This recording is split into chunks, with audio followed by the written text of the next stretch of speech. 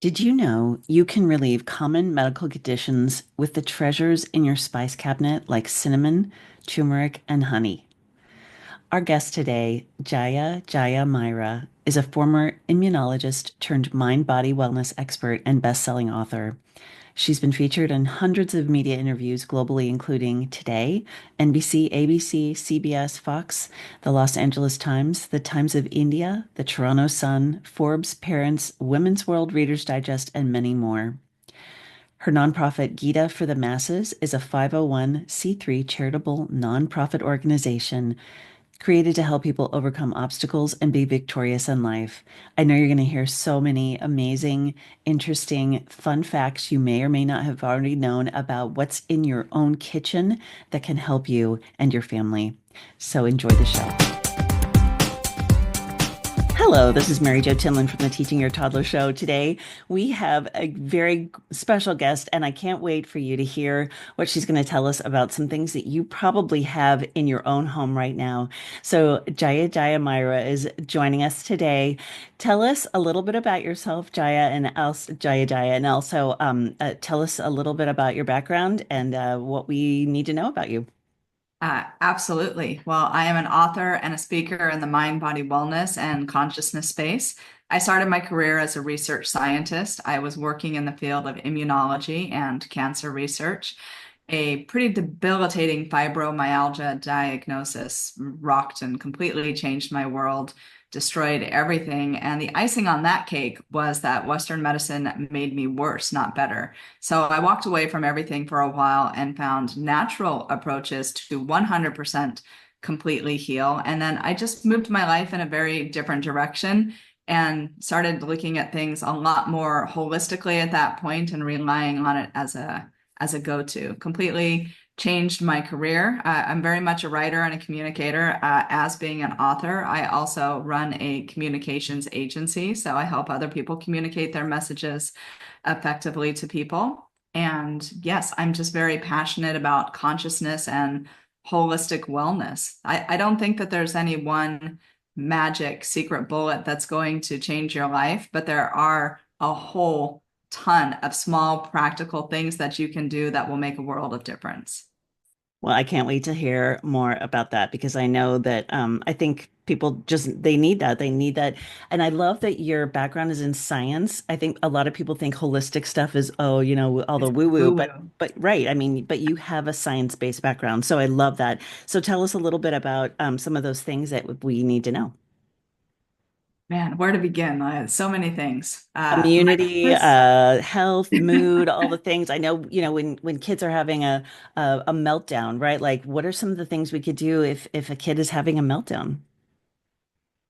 Well, when kids are having a meltdown, it's really big on letting them learn how to regulate their emotions. I think the biggest thing is not always intervening. We intervene on people's feelings far too often, and we don't let people really feel or express. And that's not healthy because it keeps things bottled up. So sometimes allowing the meltdown, but then being there to soothe after. I think like that is a really good way of going about it because if you're chastising someone for having feelings and emotions, that actually closes people off and that can lead to more avoidant attachment styles down the road, which do not create healthy relationships for anyone, either for them or for the people that are in their life. And it actually inhibits health, well-being, and overall success in general. So since the work that I do is very much about mind, body, and soul well-being, they are all connected. And the way that we express ourselves, the way that we feel, is just as important as what we believe, what we do for our spirituality, what we do with our physical body in terms of food and exercise and diet. Like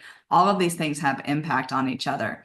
But I like to really talk about the impacts of food because we all have to eat food every day if we want to stay healthy, right? Unless you're fasting for a little bit, but we all need to eat food. And it's one of the simplest things that you can do to improve both your physical well-being, but also your mental health and well-being. Science now understands that a lot of our mental health starts in our gut. It's that prebiotic probiotic connection. Your microbiome actually affects your brain chemistry and your mood. Most of the serotonin in the body, which is one of our happy hormones, actually is made in the gut based on the foods that we eat, over 90% of it. So there's many different food-based angles that we can take. One, to keep our microbiome thriving and strong, and two, to eat foods that are going to invoke very specific biochemical reactions in the body. So this is kind of my science background coming into play, or I like geeking out on things like that. But it is very simple. If we eat the right things and avoid the right things, you can have a much more level, healthy, balanced mindset and mood, which is going to facilitate good in just about every other area of your life. That's amazing. So tell us a little bit about some of the food that you recommend. And I know specifically, I think you're going to tell us about spices, right? Yes, absolutely. Now, I am a huge advocate and fan for your spice rack in your kitchen. Should be your go-to number one resource for boosting your health, immunity, overall well-being. For those of us that have kids in the house, we know that staying healthy is super important.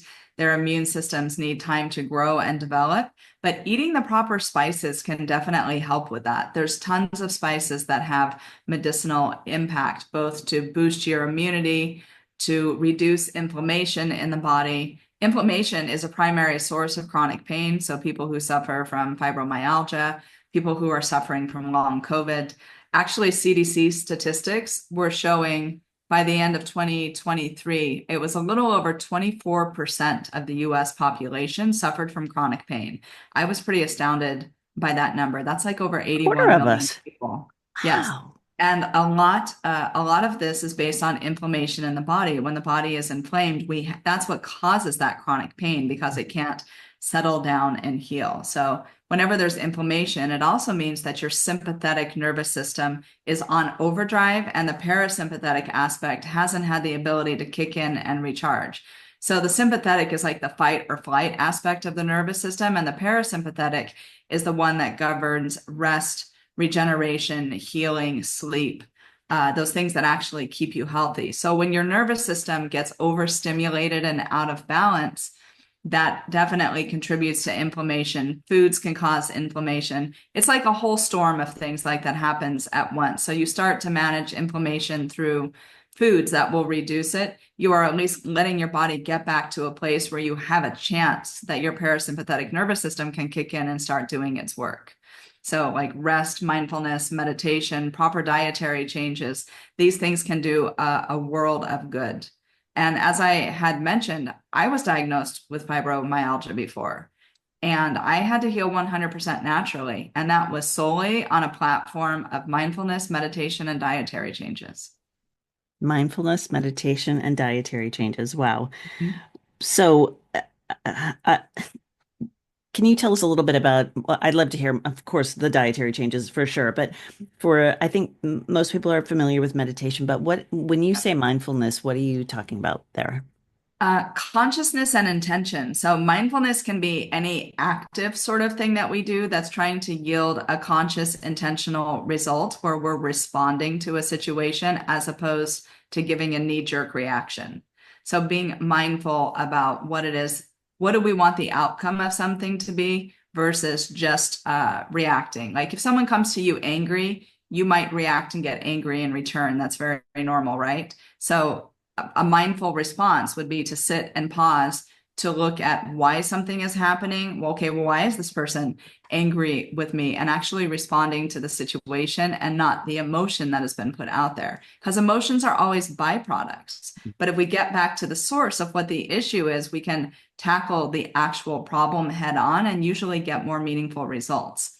So, eating the proper foods helps us to stay mindful, clear, and attentive to these things to where we're not as likely to go and react. That still takes concentration and practice to learn how to be intentional, but it's not as intense as people think it is. It just takes some sincerity of heart and a little bit of practice and self-awareness. And then if we fuel our body with the right foods, we get the right amount of exercise, we're taking vitamins, doing that stuff. We're just helping to facilitate the cycle naturally. So this is why I really do gravitate to food because it's the most common thing that we do. We usually eat food 3, 4, maybe 5 times a day. Maybe people, if they're in a good habit, will meditate once a day. So food is the most common thing that we can do to make these changes. So for me, I think one of the most important things is reducing inflammatory foods in general. And which number one on that list would be refined processed sugars. So if there's any ability to ditch the white sugars in what you're doing, go for more refined things, brown sugar, palm sugar, maybe some agave nectar, maple syrup, things like that. That's going to automatically be more healthy for the body. And then you still satiate that sweet tooth that we have. I know I have a sweet tooth at least. But also like anti-inflammatory things like turmeric, ginger. These are powerful, powerful anti-inflammatory foods, and that can just help the body to reset and feel better. And it can also boost your energy levels. There's a lot of things that go along with inflammation in the body. Do you know what some of those are? Tell us. So, chronic pain, generally not feeling good, brain fog, fatigue, low energy levels, irritability, lack of sleep. All of these things can be related to having inflammation in the body. So when we're able to reduce the inflammation naturally, you will just be a little bit more active, more vibrant, more energetic. It's like you feel like you have room to breathe.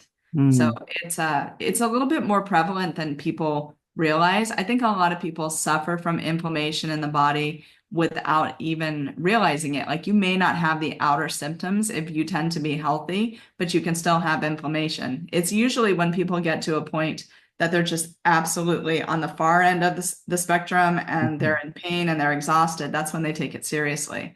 But let's try to take the things a little more seriously early on so that we can mhm. prevent it and just stay healthy overall. Hmm. So besides high sugar, what other things I know that there's some mixed feelings about like dairy. What about those kinds of foods? Absolutely. Milk and cheese are also inflammatory. And for that reason, I don't have them in my diet. I don't consider myself to be vegan because I have honey. I'll make ghee out of butter, things of that nature, and I eat fish. But I don't eat other meat, and I do not do dairy or cheese, period, end of story, because they are inflammatory to the body. And now, cheese and dairy also produce serotonin, which make you feel good. So you can't say that these things are bad for you, but you got to pick and choose your battles. So Mhm. for me, having a history of fibromyalgia, I know that managing inflammation is like at the top of my list of priorities. So I avoid the milk and the cheese. And there's tons of other foods out there that'll create serotonin and dopamine and oxytocin in the body naturally. So I gravitate towards those.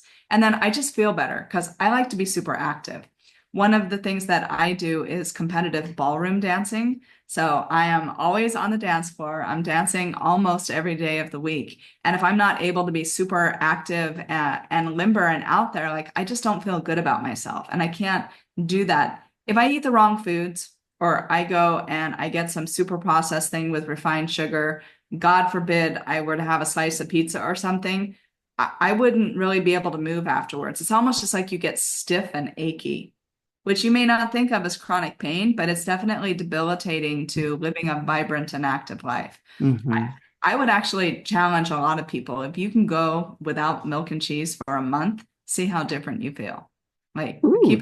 keep a journal of these things. There's so many great alternatives out there, whether it's coconut milk or almond milk, oat, soy. There's so many different things but and honestly, if you're going for the desserts, the vegan ones tend to taste better because milk tends to dampen flavor because it's Mm, so thick. mm. But other more natural alternatives, even if it's like coconut milk, or if you go with oat or almond or something, these things actually amplify the flavor of foods.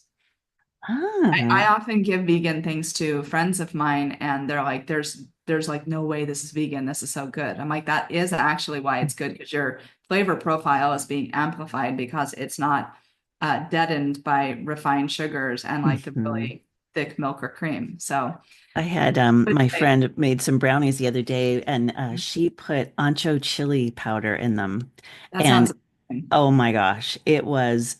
Mhm. so good. And but that was a way that she integrated some spice into foods with her kids because it's Yes. not as spicy as some of the others, but you still get that little bit of the bite of it, and it was so delicious. Do you have any other sort of things that you can like kind of sneak in like that for maybe kids that aren't used to that don't have that palate? Absolutely. Absolutely. So I just made brownies last week myself, and the key ingredient was sweet potato.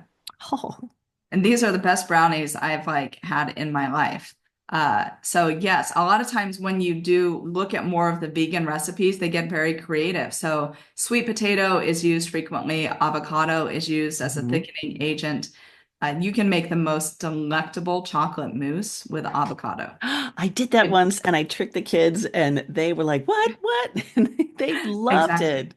And I think a lot of this is just mindset Mhm. shifting so that kids, one, learn how to expand their palate and eat a variety of foods. And we don't want kids to learn to think about healthy foods as not being tasty because that's not true. If something doesn't taste good, it's because it hasn't been flavored with the right spices or cooked in a way to make it tasty. Good point. You brought up honey, and I was just reading recently about honey. Actually, this morning I was reading an article like it doesn't spoil, it never goes bad, but they still say you have to be careful with it with little like You under do. one. So You do. what's the deal with honey? So if the honey is more raw and unprocessed, just because like an infant's immune system is not fully built up yet, it won't have the resistance that it needs to combat maybe some of those things that could be found in the honey. Now, when your immune system has been trained, you've already gotten sick a few times, you've grown a little bit older, having those little pings and stimuli will not make you sick, but it's actually going to make your immune system stronger. It's just you got to reach over that threshold. So usually they recommend that, yes, like a baby be at least 1 years old before you're Mm-hmm. consuming honey and definitely raw honey. And raw honey is where the medicinal benefits really are. And if Right. you want to get super medicinal, go with Manuka honey Manuka. because that is made from the tea tree plant. So tea tree oil is Ah. highly medicinal in other ways and gets rid of like fungus and all sorts of Mm-hmm. things. Some people don't like the taste of Manuka honey because it can taste very medicinal. It depends how concentrated you get it. You can buy it in all sorts of different potencies. Very expensive, very worth it. I incorporate it into my morning tea at least a few times a month, just as like a standard go-to. Mm-hmm.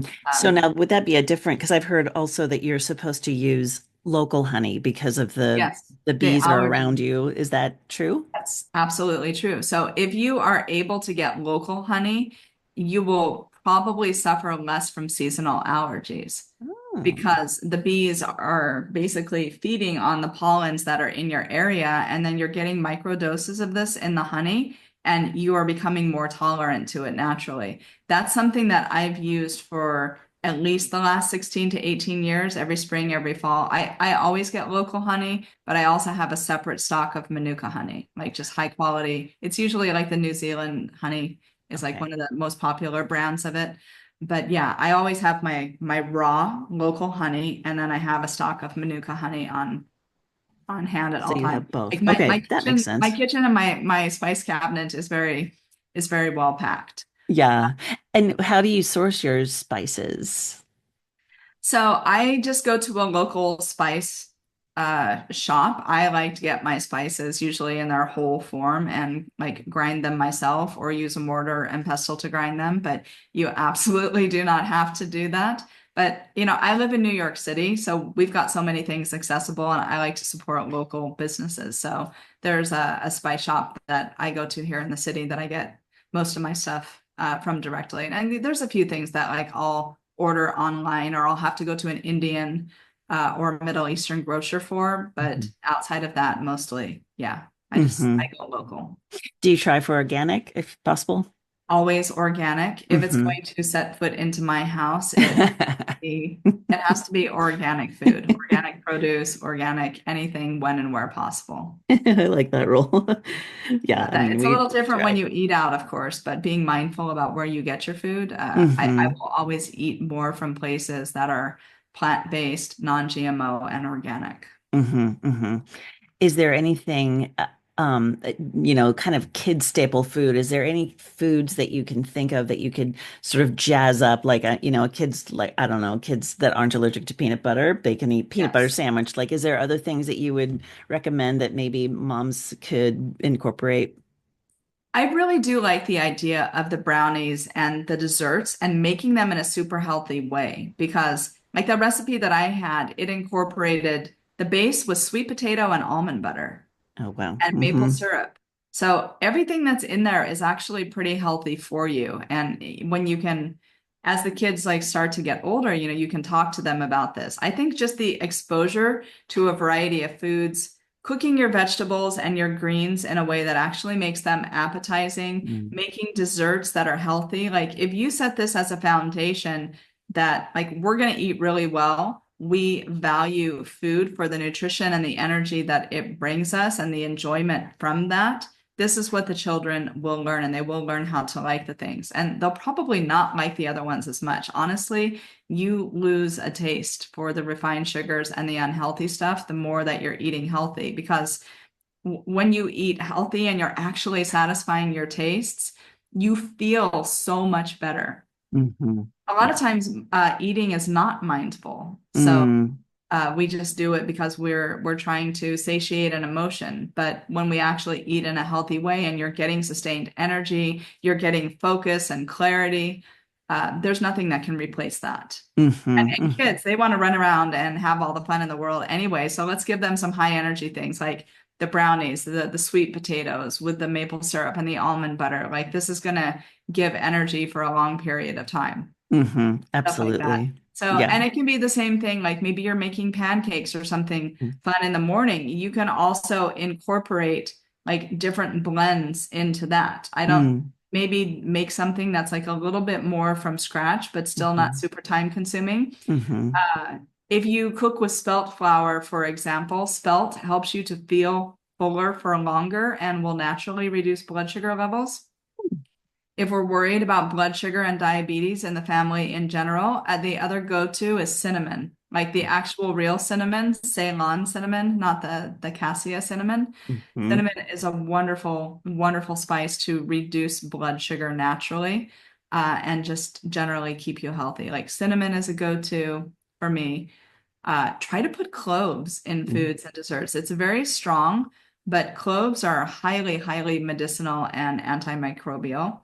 Oregano is the same way. I know you see like there's oil of oregano supplements that we can take like when we get sick, but if you can mhm, incorporate like oregano, thyme, things like this, mhm, put it in your pasta sauce, put it in some very basic staples. These things are going to like boost the immunity naturally as well. And one of my go-to is also like cumin, mhm, a lot of the Indian spices. If you can get a great masala blend or a great like cumin blend, there's so many medicinal spices that are already in that are going to have a host of benefits, like for mhm. your health and well-being. So, Yeah, I buy some masala blend from a local Indian grocery and I just yes. love it. It's just so rich. I'm glad that you noted that about cinnamon too, because I think a lot of people don't realize that a lot of the cinnamon we get from the store is not really cinnamon.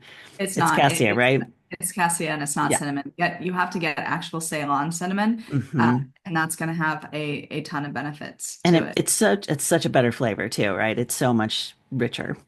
And you know what? I put it in my coffee or in my Hmm. latte or Me too. cappuccino. So Yes. like, for all of us adults out there, we can just throw it in our morning or afternoon coffee. I actually start my day with tea every day. So Mm. I'm adding my raw honey to my tea and a little bit of like vegan creamer. And I usually use like monk fruit as well, like a Mm-hmm. monk fruit powder, because then I'm already getting a little bit of sugar from the honey, but then I pop it up a bit more with like monk fruit. Um, Erythritol, I can't take. It Mm, makes me bloated. oh I yeah. don't feel So good. so no stevia then probably.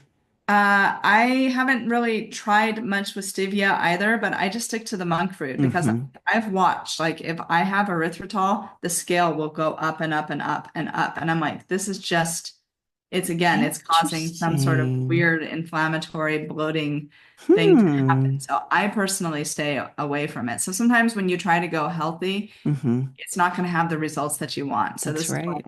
We That's good watch to know. inflammation, we watch blood sugar, we watch, uh, Hmm. just try to get the foods also that are high in fiber because Mm. that's the prebiotics that we need to keep the microbiome in the body healthy. And as long as your microbiome is healthy and happy, that in itself will help to regulate your mental health and well-being. So Can you? fiber is not just for digestion and elimination, it's actually for your mental health. Oh, wow. That's interesting. I That's don't one think of people the think about that. No, most people don't. And there's this whole emerging field known as nutritional psychology, which really wasn't a thing prior to the past maybe 5 or 6 years, but about the impacts of foods on your mental health, your mood, and your well-being. I mean, spices and foods were our oldest medicine, and thanks to the pharmaceutical industry, we've gotten away from that. And that's unfortunate because that should be your number one go-to source for staying healthy. That's right. And it's right in your home. It's in your kitchen, right? Just like we were saying. Yeah. Yep, So right cinnamon there. is like at the top of my list. Turmeric and ginger. I have ginger every single day. I Mhm. usually have like a ginger shot.